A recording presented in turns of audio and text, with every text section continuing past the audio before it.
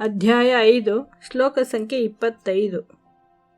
ಲಭಂತೆ ಬ್ರಹ್ಮನಿರ್ವಾಣಂ ಋಷಯಃ ಕ್ಷೀಣಕಲ್ಮಷಾಃ ಛಿನ್ನದ್ವೈಧಾಯತಾತ್ಮಾನಃ ಸರ್ವಭೂತಹಿತೇ ರತಾಃ.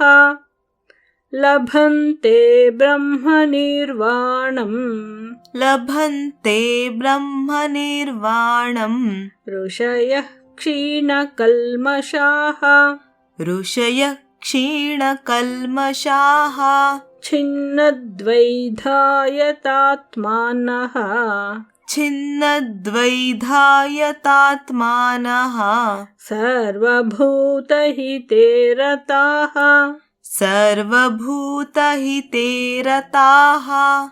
ಲಭಂತೆ ಬ್ರಹ್ಮನಿರ್ವಾಣಂ ಋಷಯಃ ಕ್ಷೀಣಕಲ್ಮಷಾಃ ಲಭಂತೆ ಬ್ರಹ್ಮನಿರ್ವಾಣಂ ಋಷಯಃ ಕ್ಷೀಣಕಲ್ಮಷಾಃ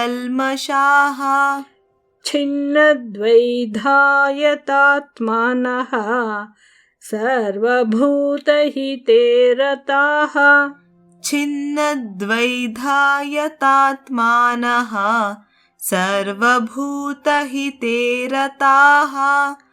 ಲಭಂತೆ ಬ್ರಹ್ಮನಿರ್ವಾಣಂ ಋಷಯಃ ಕ್ಷೀಣಕಲ್ಮಷಾಃ ಛಿನ್ನದ್ವೈಧಾಯತಾತ್ಮಾನಃ ಸರ್ವಭೂತಹಿತೇ ರತಾಃ.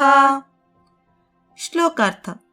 ಕಲ್ಮಶವಿಲ್ಲದವನು, ಸಕಲ ದ್ವಂದ್ವಗಳನ್ನು ಮೀರಿದವನು, ಆತ್ಮ ಸಾಕ್ಷಾತ್ಕಾರದಲ್ಲಿ ನಿರತನು, ಎಲ್ಲ ಜೀವಿಗಳ ಕಲ್ಯಾಣಕ್ಕಾಗಿ ಶ್ರಮಿಸುವವನು ಮತ್ತು ಎಲ್ಲ ಪಾಪಗಳಿಂದ ವಿಮುಕ್ತನಾದವನು ಪರಮೋನ್ನತಿಯ ನಿರ್ವಾಣವನ್ನು ಹೊಂದುವನು.